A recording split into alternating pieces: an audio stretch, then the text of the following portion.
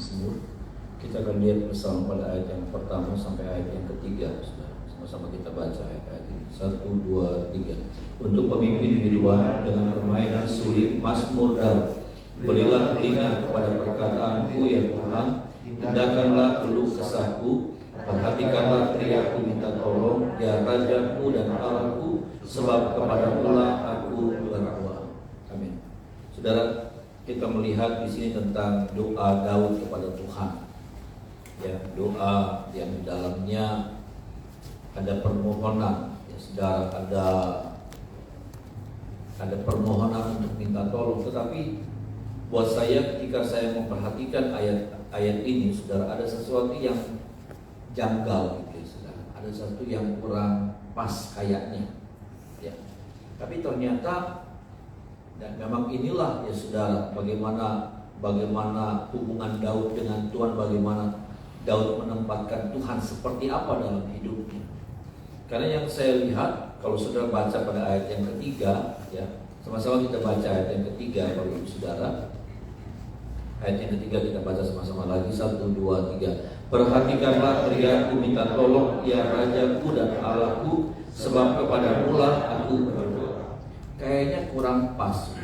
Kenapa? Karena Pak Daud pada waktu dia memohonkan sesuatu kepada Tuhan, dia bilang begini, perhatikanlah teriak minta tolong, ya Rajaku dan Allah. Kita biasa memanggil Tuhan ketika di tengah-tengah permasalahan kita panggil Tuhan jadi penolong, menjadi penyedia dalam hidup kita, menjadi perisai dalam hidup kita. Tuhan yang menjadi juru selamat dalam hidup saya, Tuhan yang menjadi sumber berkat dalam hidup saya, Tuhan yang menjadi pagar perlindungan dalam hidup saya, tolong saya. Bukankah seperti itu, saudara? Kita menempatkan Tuhan sesuai dengan kebutuhan kita. Dan kita suka dengan predikat Tuhan sebagai penolong, juru selamat, sebagai tabib, sebagai penyembuh kita, sebagai perisai, sebagai Allah yang maha kuasa dalam hidup kita. Tetapi yang saya lihat, saudara, makanya saya katakan agak kurang seret, agak kurang pas. Tapi ternyata seperti itulah kualitas hidup Daud. Bagaimana Daud menempatkan Tuhannya secara benar. Dalam segala kondisi, dalam segala keadaan, dia tetap menjadikan Tuhan jadi Raja dan Allahnya. Ada amin, saudara. Dalam segala keadaan, dalam segala situasi, Daud menempatkan Allah Tuhannya sebagai di dalam posisi yang benar, penempatan statusnya, status yang tertinggi. Dia bilang, perhatikanlah teriakku minta tolong, ya Rajaku dan Allah. Lebih tepat kalau Daud bilang, ya penolongku, ya perisaiku. Harusnya seperti itu. Tapi inilah yang saya katakan, sudah. Daud memang mendisiplinkan dirinya. Karena saya melihat ini adalah sebuah pendisiplinan hidup. Bagaimana dia menempatkan Tuhan dalam posisi yang tertinggi. Betul Tuhan jadi penolong dalam hidupnya. Tapi dia bilang begini, tapi dia juga jadi Raja dalam hidup saya. Ada amin, saudara. Dia juga jadi Allah dalam hidup saya. Apa itu Allah? Kurios, penguasa. Dia yang berkuasa atas hidup Daud. Dia yang berhak menentukan ini dan itunya Daud. Dia yang menentukan langkah-langkahnya Daud, ke kiri ke kanannya Daud. Dan Daud katakan dia jadi raja, nggak ada. Segala kedaulatan itu dalam tangannya. Dia nggak bisa ngatur raja, nggak ada.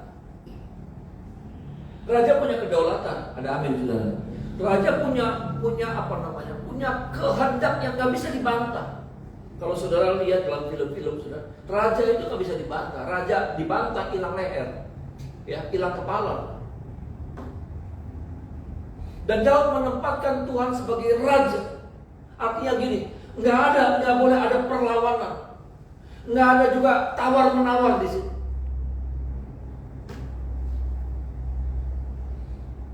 Makanya seperti Tuhan Yesus pada di Taman Getsemani, saudara. Tuhan Yesus berdoa, kalau boleh cawan ini lalu daripada, tapi bukan kehendakku yang jadi, melainkan kehendakmu yang jadi.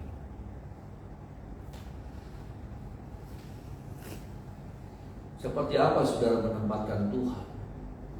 Dalam posisi predikat yang seperti apa saudara sudah menempatkan Tuhan? Ada terlalu banyak orang percaya anak Tuhan suka menempatkan Tuhan, menjadikan Tuhan jadi juru selamat, ya. Jadi Allah yang maha kuasa, El Shaddai, Allah maha kuasa, penyedia segala sesuatu, Allah Jehovah Jireh, Allah yang menyediakan dari yang tidak ada menjadi ada. Benar saudara, bahwa Allah kita punya predikat yang seperti itu. Ada amin saudara. Allah kita punya predikat yang seperti itu. Tapi satu sisi kita harus melihat bagaimana Allah kita, saudaraku, di atas semuanya ada satu predikat yang tertinggi yang Tuhan miliki, adalah Dia adalah Raja dan Dia adalah Allah. Dan Daud membiasakan diri untuk menjadikan Tuhannya seperti itu. Makanya kalau kita melihat dalam hidupnya Daud selalu ada apa? Penundukan diri. Sama-sama bilang sama saya, penundukan diri. Penundukan diri. Nah ini yang gak gampang. Penundukan diri dalam hal apa? Dalam banyak hal, dalam semua hal dalam hidupnya Daud. Daud menyerahkan hidupnya ke dalam kedaulatannya Tuhan. Atas setiap keinginannya, atas setiap kehendaknya, atas setiap rencana-rencana. Sampai di sini nih saudara, bahwa orang percaya, setiap orang percaya harus masuk dalam pengalaman hidup seperti ini. Bahwa kita harus masuk menjadikan Tuhan menjadi kurios, menjadi penguasa dalam hidup. Karena sesungguhnya yang seringkali yang masih terjadi dalam hidup kita, yang jadi penguasa adalah diri saya, keinginan saya, kehendak saya, kemauan-kemauannya saya, rencana-rencananya saya.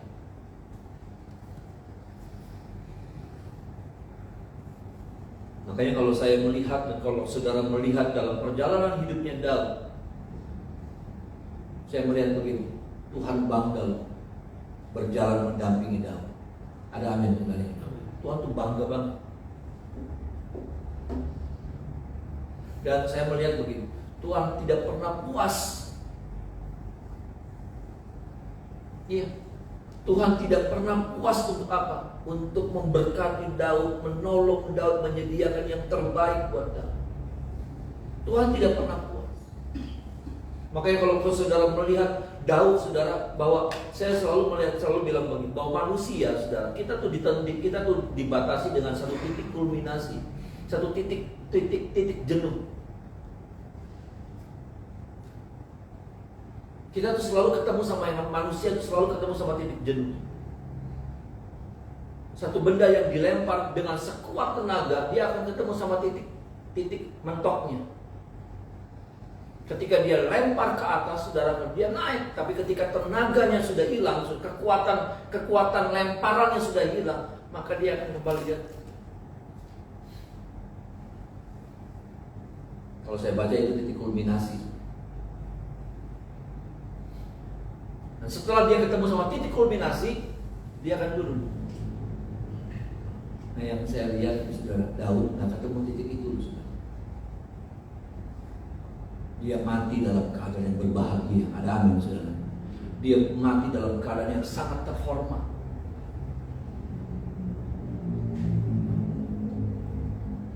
Kenapa? Saya cuma melihat begitu.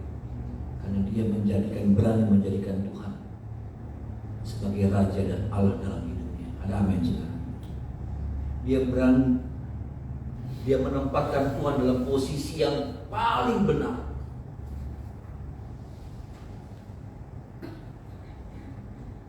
Seringkali kita menempatkan Tuhan seperti yang kita mau. Kita menjadikan Tuhan, predikat Tuhan seperti yang kita suka.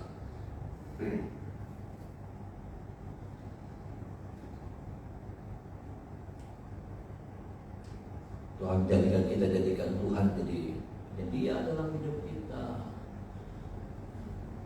memberikan masa depan buat kita karena kita butuh masa depan.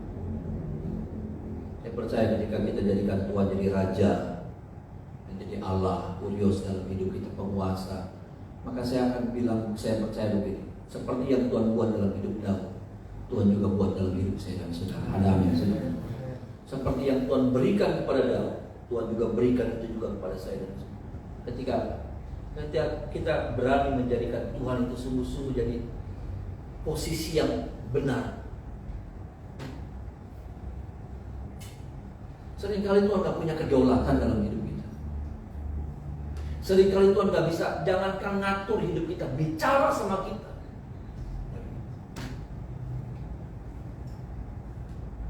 Untuk ngingetin kita, kita langsung tutup hati kita. Untuk negor kita, kita langsung nolak. Untuk belokin, untuk ngarahin jalan kita, kita langsung kecewa. Ada berapa banyak anak-anak Tuhan yang mundur? Ada banyak anak-anak Tuhan, berapa banyak anak-anak Tuhan yang tinggalkan pelayanan? Kenapa? Karena arah hidupnya dibelokkan sama Tuhan. Dia pengen ke sana, Tuhan bilang jangan. Kita merasa lebih pintar dari itu.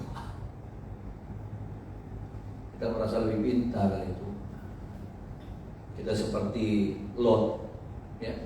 Kita seperti Lot yang kemudian menentukan pilihannya. Kenapa?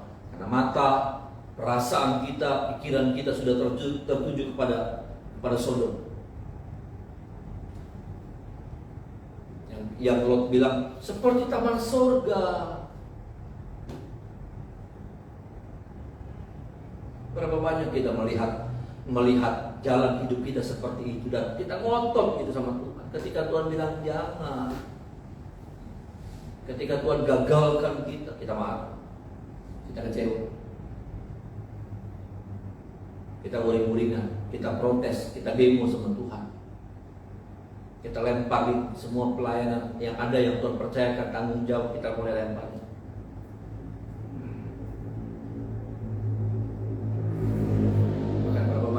Orang yang melepaskan baju jubah keselamatannya.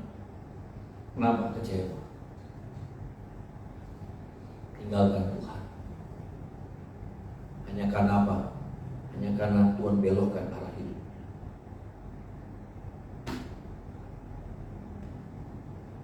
Padahal setiap kali Tuhan menentukan arah hidup kita, di situ selalu ada masa depan. Amin. Ada kebaikan Tuhan. Ada amin, saudara. Dan di dalamnya ada apa? Ada Tuhan yang menyertai kita. Ada amin, saudara. Dan saya pikir ini cukup kalau Tuhan ada bersama dengan kita.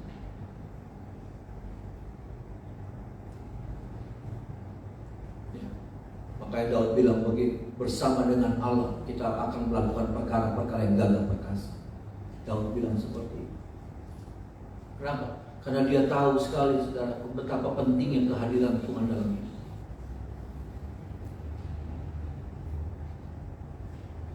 Tolong kita ya saudara. Sampai di sini kita mau lihat lagi, evaluasi lagi sampai seperti apa kita menjadikan Tuhan dalam hidup. Betul kita ibadah, betul kita sudah suka memuliakan Tuhan, betul kita suka melayani Tuhan, betul. Tapi sudah seperti apa kita menempatkan Tuhan? Sudahkah kita menempatkan Tuhan dalam posisi yang tertinggi?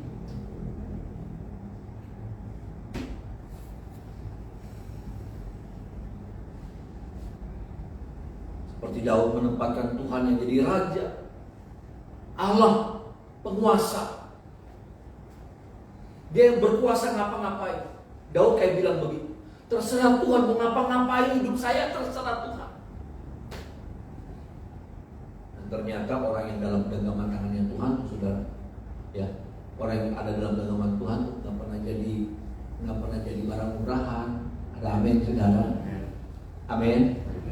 Apa yang ada dalam genggaman tangannya Tuhan itu nggak pernah jadi barang murahan, selalu jadi barang yang istimewa. Tuhan Tuhan tuh maestronya maestro, ada amin saudara. Orang maestro kalau pegang gitar, gitarnya bisa gitar jelek, tapi jadi suaranya jadi lantunan musiknya jadi. Ini ya. Saya seringkali bilang, pelukis saudara, pelukis kalau dia sudah berhadapan sama kanvas, ya sudah, kalau dia sudah berhadapan, kalau dia sudah pegang kanvas, di depannya sudah ada kanvas, maka dia harus sudah punya ide. Kalau dia tidak pegang kanvas, berarti dia belum punya ide.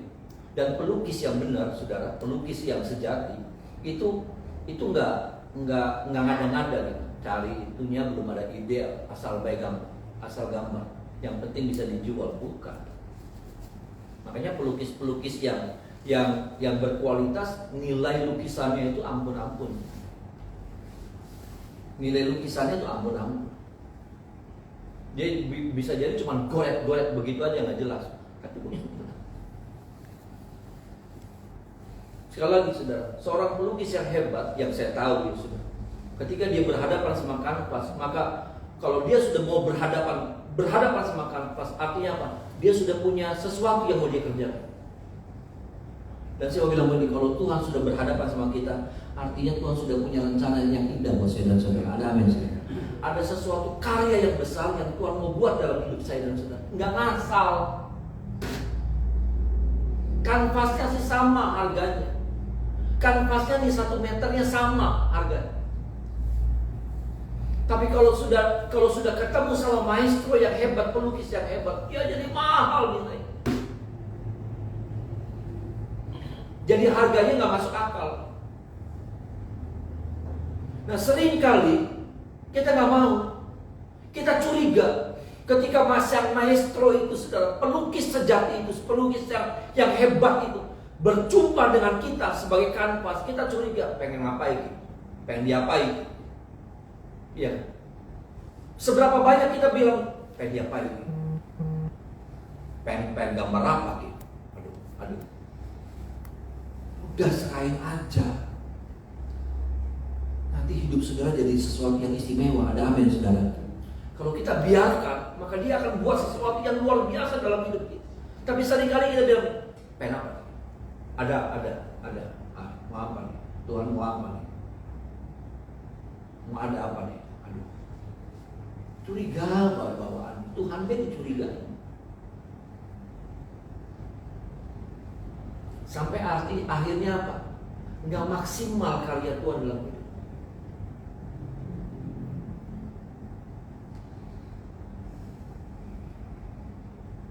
Tolong kita yang sudah, siapapun kita yang hadir pada pagi hari ini, kita mau belajar menjadikan Tuhan bukan cuma jadi sumber hidup kita, yang dimana kalau kita butuh Tuhan, yang kalau kita lagi perlu Tuhan, yang kalau kita lagi dalam kekurangan Tuhan, yang kalau kita dalam keadaan sakit Tuhan, kalau kita lagi dalam jalan buntu, masalah, pergumulan hidup, baru kita ingat. Bagaimana kita menjadikan Tuhan menjadi pemilik dari hidup kita. Pemilik apa? Pemilik atas kehendak, pemilik atas semua.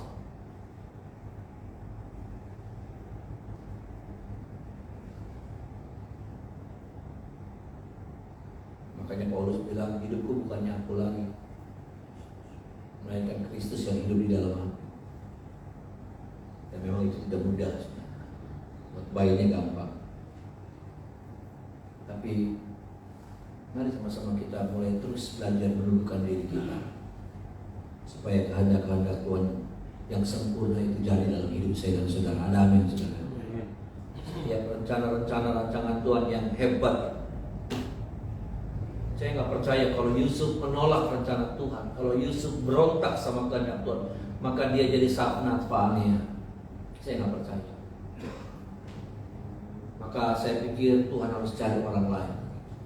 Saya cuma bilang begini, Tuhan gak pernah kehabisan orang. Ada amin saudara. Kalau saudara atau saya tidak mau dipakai sama Tuhan, Tuhan punya banyak orang. Jangan pikir cuma Yusuf yang bisa dipakai untuk menyelamatkan bangsa Israel. Ada banyak orang.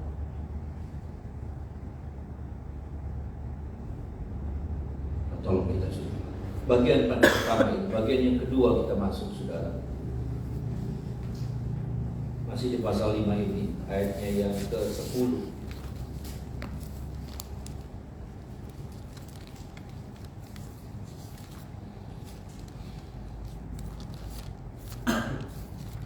Ayat yang ke-10.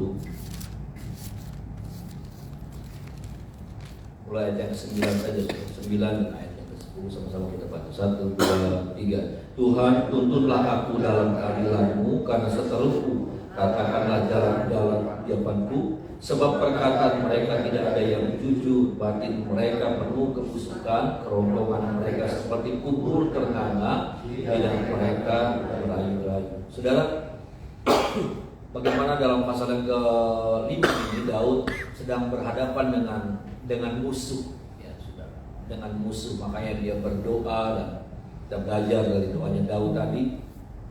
Tapi yang saya lihat juga dari ayat yang ke-10 ini, saudara, yang membedakan Daud dengan musuhnya, yang membedakan Daud dengan musuhnya itu apa? Nah, kita harus tahu, saudara, yang membedakan kita dengan orang lain itu apa? Nah, saudara, kalau sudah bilang ya yang disembah, ya, musuhnya Daud bukan Tuhan yang benar yang disembah, tapi dewa-dewa, patung-patung, ya saudara. Ya betul, salah satunya itu. Tapi saudara, yang saya lihat bukan cuma tentang bagaimana siapa yang disembah, yang kalau kemudian membedakan musuhnya Daud dengan musuh. Ya, bukan cuma antara Israel, gelar atau status Israel dan orang lain, bangsa lain. Tapi yang membedakan Daud dengan musuhnya, dengan musuh-musuhnya Daud adalah tentang satu hal yang seringkali kita anggap enteng, tentang kualitas perkataan. Sama-sama bilang sama saya, kualitas perkataan, saudara. Kualitas perkataan. Karena ternyata saudara, kalau saudara melihat, saudaraku, musuhnya Daud ini seperti ini kualitasnya. Sebab perkataan mereka tidak ada yang jujur, batin mereka penuh kebusukan, kerongkongan mereka seperti kubur ternganga, lidah mereka merayu-rayu. Ini salah satu yang membedakan juga adalah bukan cuma tentang siapa yang disembah, tapi bicara tentang kualitas perkataan. Ternyata yang Daud hadapi itu orang-orang seperti ini nih, ya, yang nggak ada kejujuran dalam hidupnya, yang kerongkongannya seperti kubur ternganga, selalu ada apa ya? Jadi kayak ada roh kematian gitu. Selalu menyebarkannya roh kematian, sesuatu yang negatif, jelekin orang, ngeracunin orang, ngebunuh semangatnya orang, selalu kayak gitu. Ya itu, kerongkongan mereka seperti kubur ternganga. Kubur itu apa? Kematian, tepatnya kematian. Ngomong sama istri tentang itu, sesuatu yang selalu tentang sesuatu yang gak bagus. Ngomong kepada suami, ngomong sama anak, ngomong sama teman juga selalu yang negatif. Nggak ada optimis, selalu pesimis. Melihat sesuatu selalu, dan menyebarkan, bukan cuma di dalam diri sendiri, tapi menyebarkan, mempengaruhi orang.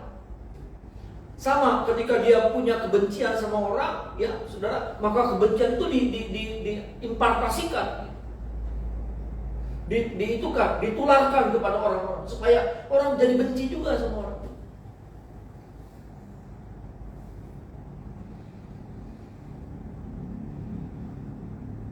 Seperti itukah kita sedang? Lalu kita membanggakan bahwa saya punya Tuhan yang hidup dong, saya punya Tuhan yang berkuasa dong. Daud tidak bilang begini. Daud bilang begini sama Tuhan, benar Tuhan, aku menyembah Engkau, tetapi yang membedakan aku dengan mereka ada satu hal, aku tidak seperti mereka. Amin, saudara. Aku tidak seperti mereka. Perkataan-perkataan itu bukan seperti mereka, Tuhan. Yang kerongkongannya seperti kuburan, yang yang tidak ada kejujuran dalam perkataan.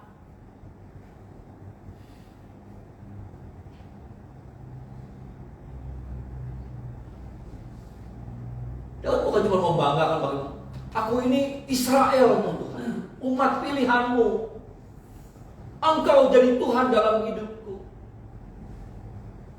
Tapi Daud berani bilang, ini Tuhan, ini nih bedanya nih Tuhan. Berani nggak doa kita seperti itu? Bagaimana kita berani memastikan sama Tuhan begini, aku nggak seperti mereka. Aku nggak seperti mereka. Hatiku nggak busuk seperti mereka. Tuhan yang tahu. Seperti Ayub bilang sama Tuhan,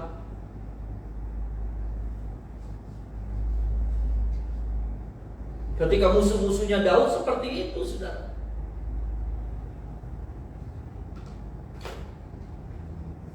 Saya cuma bilang begini, perkataan punya kekuatan. Perkataan punya kekuatan untuk menghidupkan atau mematikan. Perkataan punya kekuatan untuk mempersatukan atau mencerai beraikan. Perkataan punya kekuatan.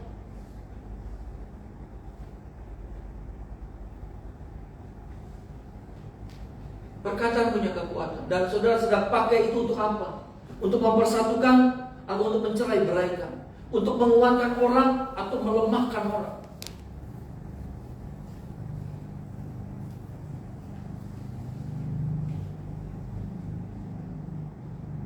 Coba aja ulangi. Tante udah tambah banyak ributnya ya tante. Langsung sedina nggak enak. Tante jadi banyak ribut ya tante ya. Balik kayak gitu tuh sudah. Kitanya emang udah selesai. Cuma berapa detik? 5 detik. Tapi yang denger sepanjang hari kacaan juga. Sepanjang hari kacaan. Iya. Dan langsung tuh sudah ke toko kosmetik buat ngencengin tuh apa? Lem. Kayak lem.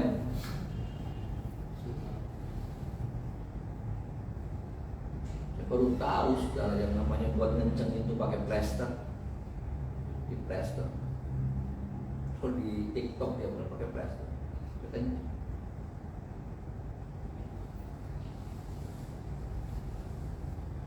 Bikin orang jadi langsung berubah. Ada yang lalu yang lemah jadi bangkit semangat. Ada orang yang sudah hilang pengharapan, udah bingung nih saudara. Berapa banyak kali saya melihat orang sudah mata udah kosong gitu, mata udah. Tapi kemudian ketika ngobrol langsung ada semangat lagi.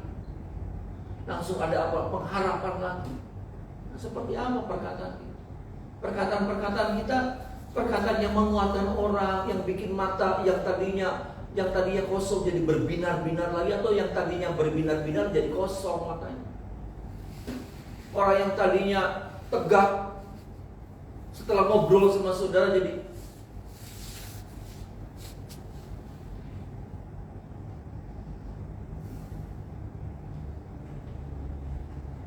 orang yang lagi bersatu karena perkataan saudara.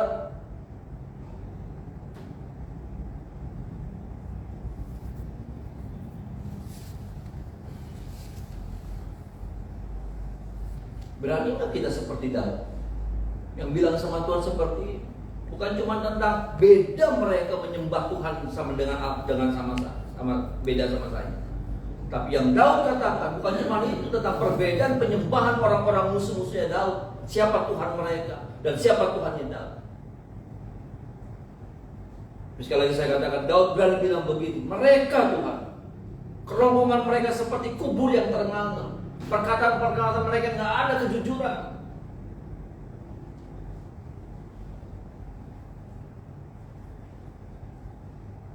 Yuk saudara, kita lihat lagi, ternyata banyak hal yang harus dibereskan dalam hidup kita. Ada banyak hal yang harus dibenahi dalam hidup. Ada banyak hal yang harus kita rubah. Ada banyak hal yang harus dibuangin.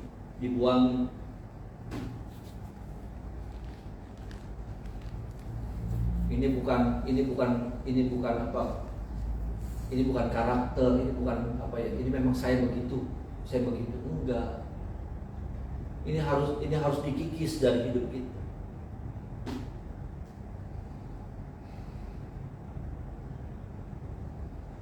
Tolong kita ya saudara, supaya Tuhan melihat bahwa kita menjadi orang-orang yang memang pantas untuk disertai sama Tuhan. Ada amin, saudara.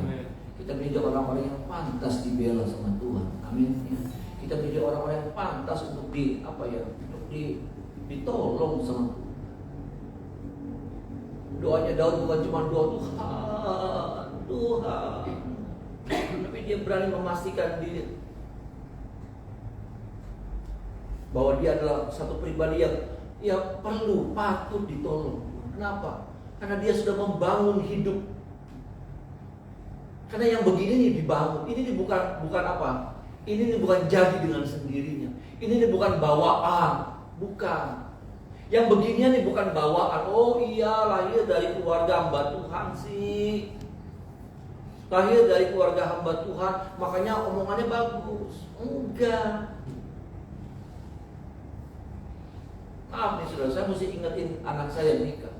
Kamu kalau ngobrol jangan ikut-ikutan sama orang-orang lain. Anak-anak zaman sekarang kan omongannya ampun, saudara. Iya kan? Ngomong yang kasar-kasar tuh kan udah biasa banget. Dan masa anak saya mau ikut-ikutan kayak gituan? Ngomong yang jelek-jelek, jadi kayak biasa gitu, gaya bahasa gaul. Saya bilang enggak boleh. Terus maksud saya begini, itu bukan terjadi karena itu anak hamba Tuhan, maka kata-katanya ini adalah sesuatu yang harus dibangun. Dan kalau sudah nggak pernah bangun, maka jangan heran maka perkataan kita, perkataan yang seperti itu, perkataan sia-sia, perkataan yang kotor, perkataan yang nggak ada arti, perkataan yang menyakitkan.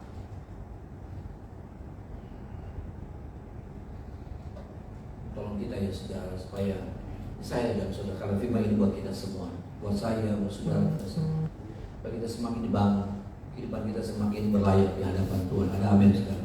Dan tentunya dengan kekuatan Roh Kudus, ya, bahwa kebenaran kita ini bukan terjadi dari kita. Kita hanya punya keinginan, kita punya pilihan, tapi terbatas kemampuan kita. Kita butuh Roh Kudus yang memampukan kita untuk melakukan semua kebenaran ini, saudara. Kita butuh anugerah Tuhan yang memampukan saya dan saudara untuk kita bisa melakukan apa yang seharusnya kita kerjakan sesuai dengan firman Tuhan. Mari kita menyembah Tuhan.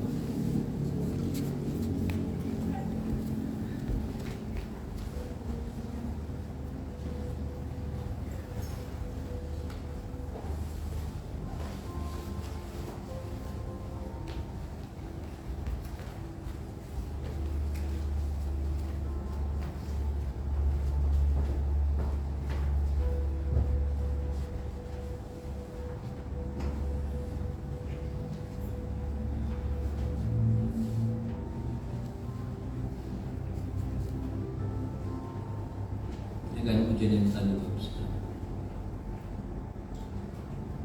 Bapa kau setia, Bapa kau